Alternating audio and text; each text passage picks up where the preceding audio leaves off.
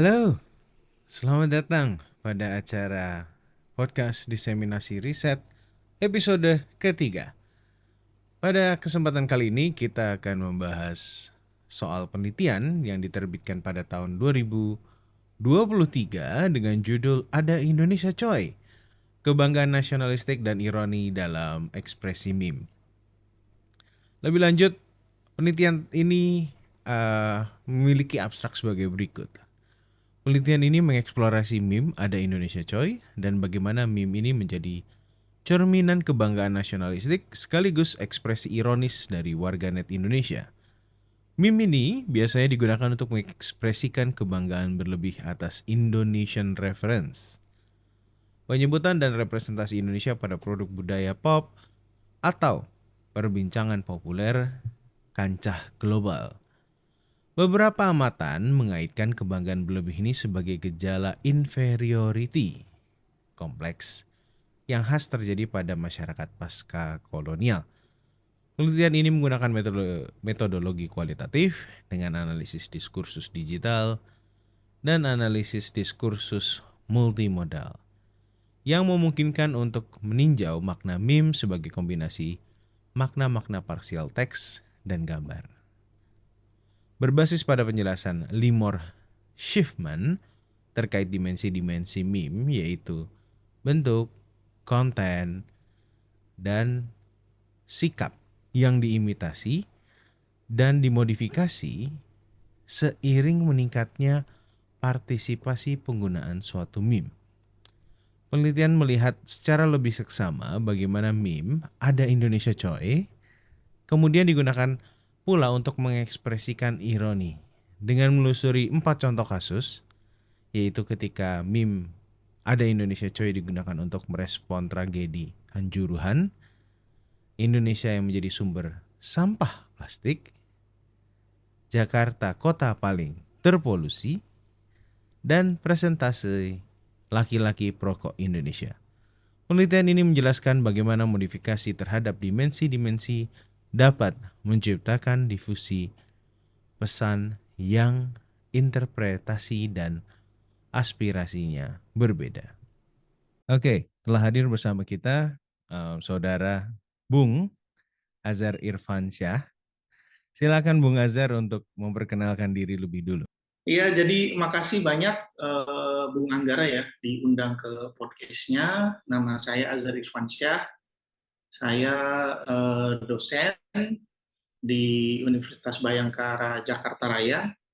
Kali ini kita akan membahas karya tahun 2023 ya.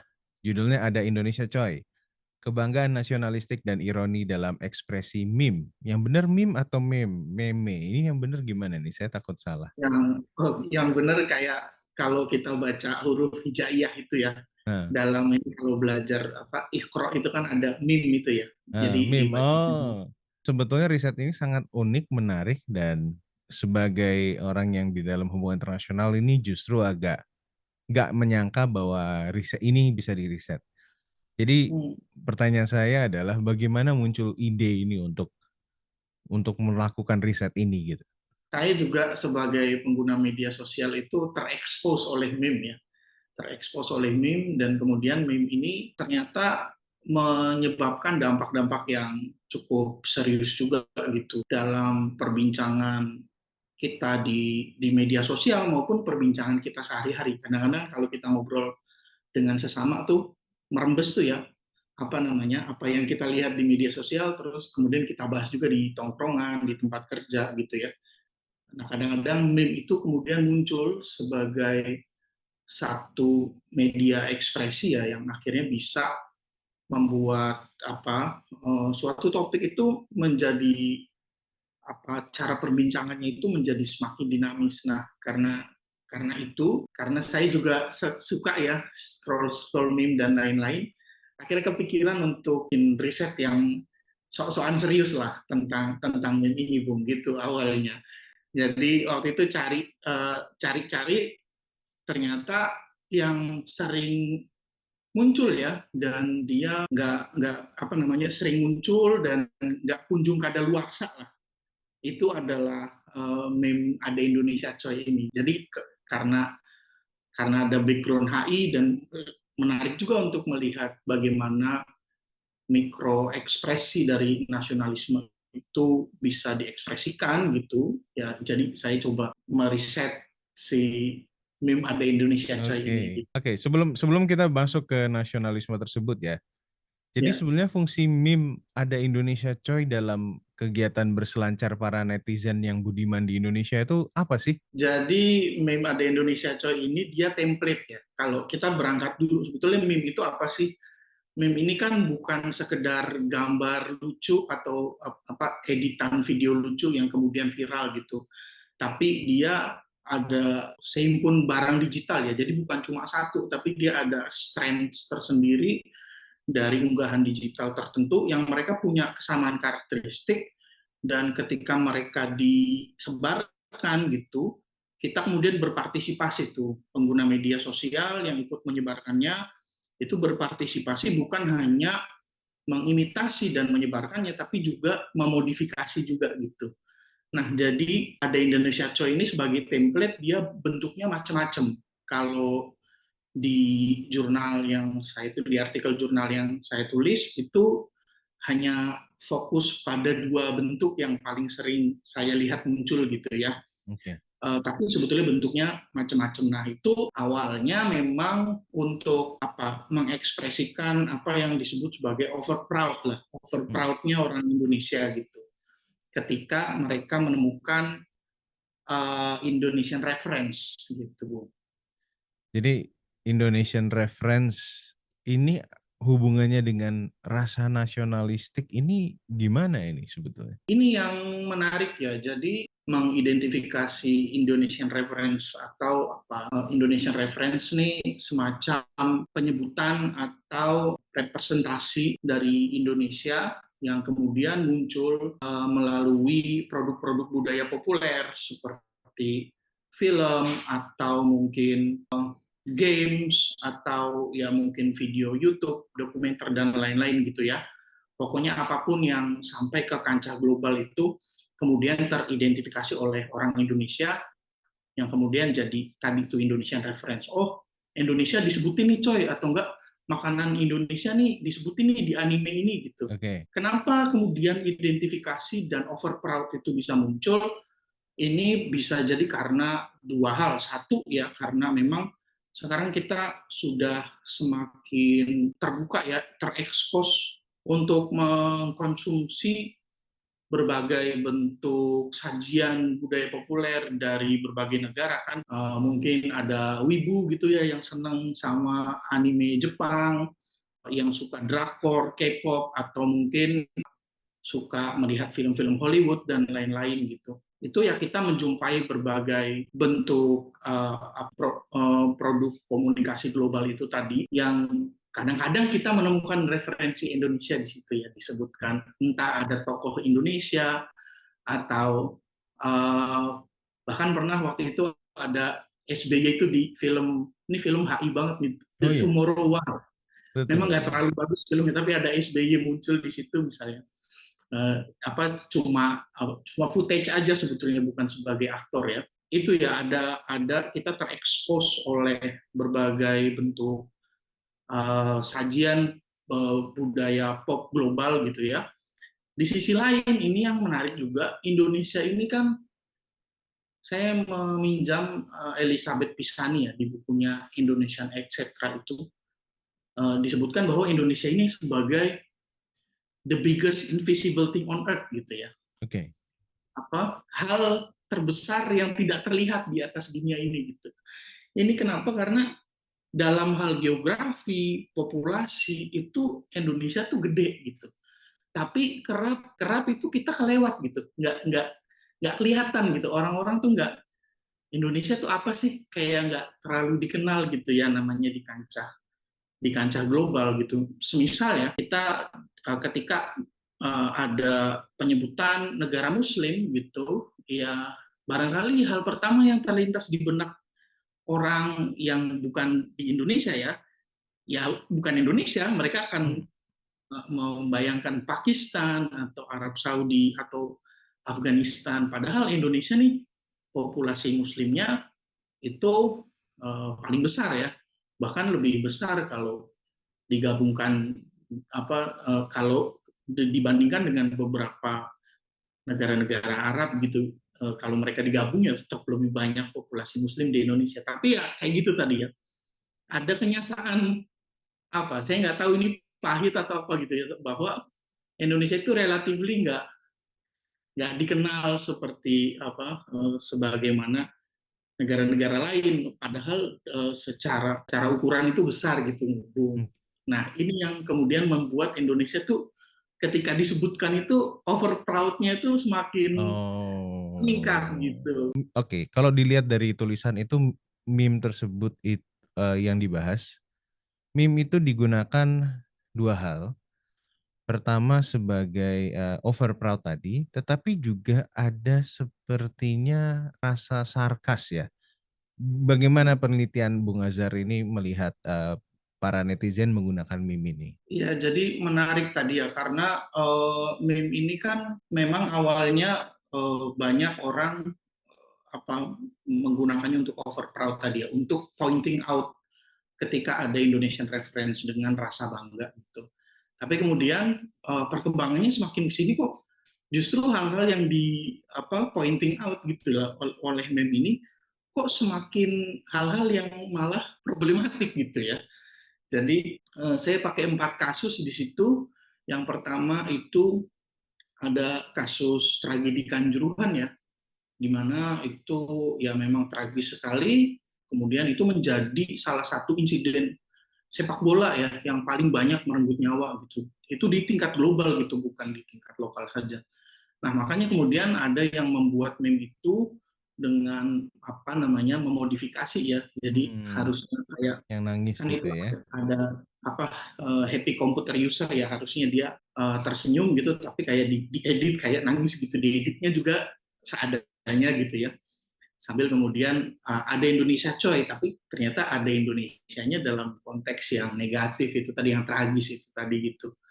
Kemudian ketika ada sampah gitu ya, ada pemberitaan bahwa sampah dari Indonesia ini sampai ke Seychelles gitu, Hmm. sampai ke pantai di kepulauan benua Afrika gitu. Hmm. Kemudian diresponnya juga begitu sama netizen, oh ada Indonesia coy gitu kan. Jadi ini kan bukan sesuatu yang membanggakan seperti misalnya kita melihat ada Christine Hakim di The Last of Us, atau siapa gitu ya yang kita mungkin bisa berbangga, atau misalnya pisang goreng disebut sebagai rendang gitu ya, Hmm. disebut sebagai makanan paling enak, itu kan kita bangga tuh, baru tuh ada Indonesia coy itu mestinya.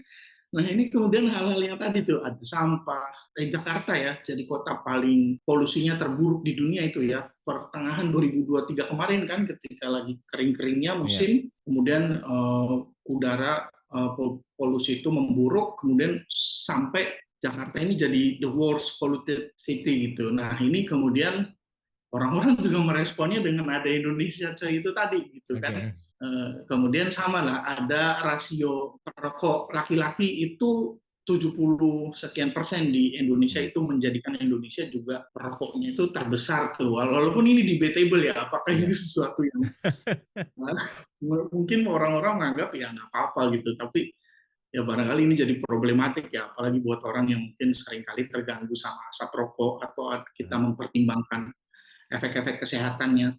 Nah, justru ya tadi tuh ada Indonesia cuy, justru dipakainya di momen-momen seperti ini gitu. Sehingga di situ muncul ironi. Ironi itu kan ketika dia menunjukkan makna yang berbeda gitu ya. Jadi yang tadinya kebanggaan menunjukkan sesuatu yang tentunya membanggakan gitu ya. Hmm.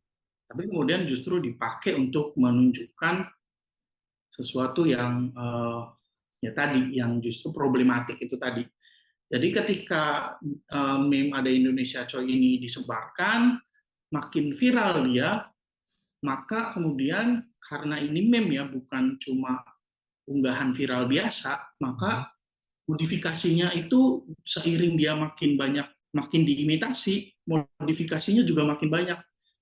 Maka pada tahap tertentu ya, kemudian ada modifikasi sikap itu tadi. Jadi Hmm. sikapnya bukan lagi bangga, tapi justru sikapnya itu ironi itu tadi ya gitu. Oh, saya malah melihat begini, Bung. Ketika misalnya meme itu digunakan sebagai bentuk protes atau sebagai rasa kecewa gitu ya, dan kadang-kadang juga bangga. Kalau saya lihat tulisan Bung Azhar ini bahwa meme ini sering muncul atau terjadi pada masyarakat pasca kolonial.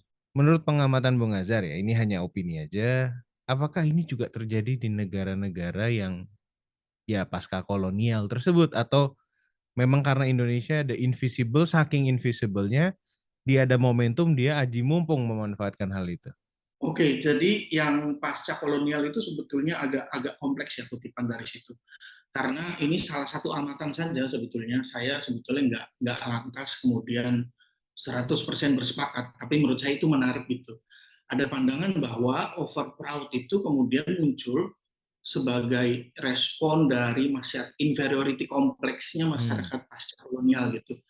Ya ilustrasi mudahnya adalah kalau kita misalnya sehari-hari makan burger atau mendengarkan musik-musik dari Amerika Serikat yang diproduksi di sana gitu ya, pakai celana jeans, mereka tuh biasa-biasa aja kan, bule-bule itu melihat kita ya udah gitu.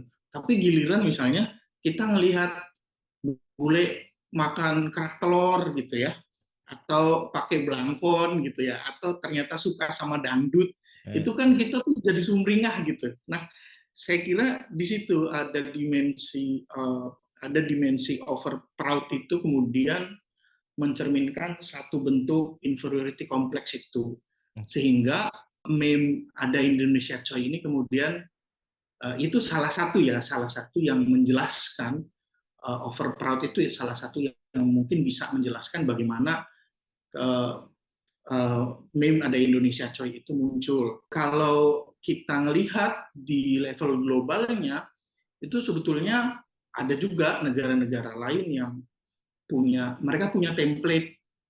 Kalau Bung Angga mengamati ya, nanti coba searching-searching aja gitu. Biasanya ada misalnya Philippine mention gitu ya. oh yes, ya yang itu. Nah, ya, sih. Jadi ada template itu juga, bukan bentuknya ada Filipin coy, karena itu kan memang sangat vernakular Indonesia sekali kan. Tapi biasanya ada Brazil mention atau Oke, Mexico mention gitu. Nah, oke. yang mention mention itu tadi sebetulnya juga ya itu bukan gejala yang sebetulnya eksklusif di Indonesia, tapi juga dia ada di negara-negara lain gitu ya, yang kemudian ada semacam merasa bangga gitu. Walaupun tadi cara menjelaskannya bisa jadi melalui perspektif pasca kolonial itu tadi, atau bisa juga dengan yang lain.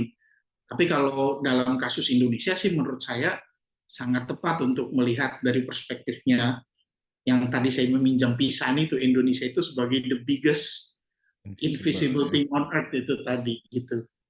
Oke. Pertanyaan selanjutnya ini, kita sering lihat internet voting ya. Bahkan kalau Hmm, kita lihat rendang itu sebetulnya kan aslinya internet voting. ya. Dan apakah karena rasa over proud tersebut, maka sangat-sangat dimungkinkan bahwa segala sesuatu yang internet voting, yang ada Indonesianya, pasti Indonesia menang. Apalagi Indonesia itu masif banget. Contoh yang paling nyata tapi ini agak negatif ya, ketika beberapa orang mengkerdilkan salah satu atlet badminton negara lain gitu loh, karena Indonesia kalah. Kalau nggak salah itu deh yang saya ingat. Gimana nih menurut Bung Azhar? Nah, ini sebetulnya juga satu tema yang ya menarik, cuma saya belum jadi pandangan saya mungkin pandangan yang agak awam, saya belum riset lebih lanjut. Cuma dari yang saya baca ketika juga meriset ini, itu memang Indonesia itu juga kan seringkali dikenal sebagai warganetnya itu sebagai yang paling tidak sopan ya di, di dunia gitu ya. Saya nggak tahu itu di regional atau bahkan di dunia gitu, yang paling nggak sopan nih gitu.